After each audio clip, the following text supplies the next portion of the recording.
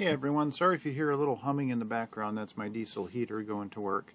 So you saw last week where I broke my engine and then fixed it. I was in Alligator River, and from there I motored over to Pungo Creek, which is through the Alligator River and Pungo River Canal. Took me about 7 hours to get there.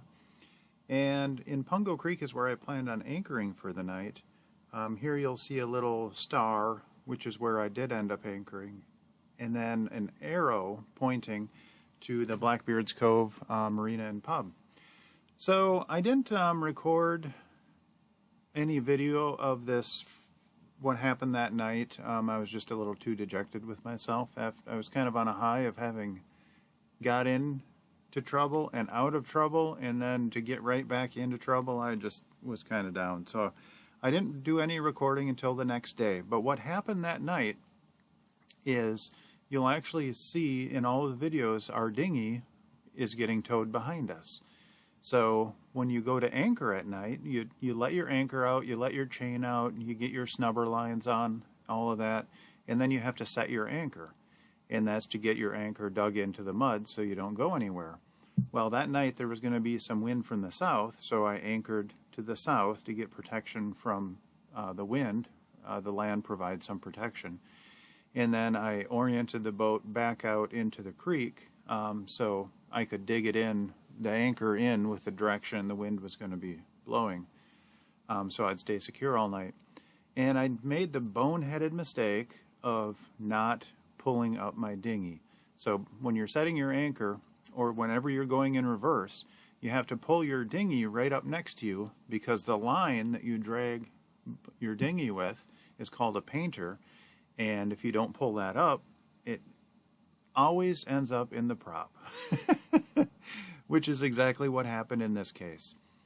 So I backed up, I forgot to pull my painter in, and I wrapped my dinghy line around the prop. So then I was dead in the water. I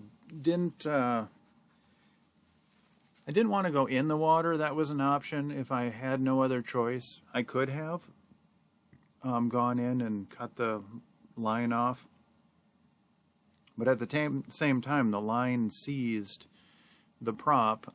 The other option I had was, because I was going in reverse and it seized it, I could have tried to put it in forward to spin it off, but I didn't want to do any more damage than may have already been done.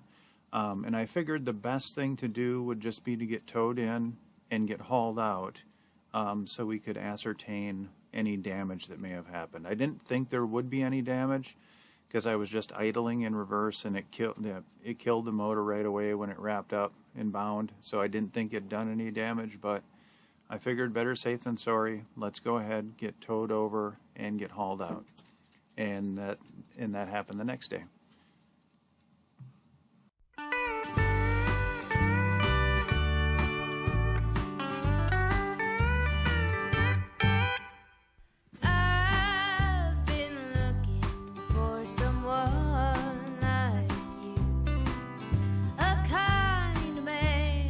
Honest and who's true,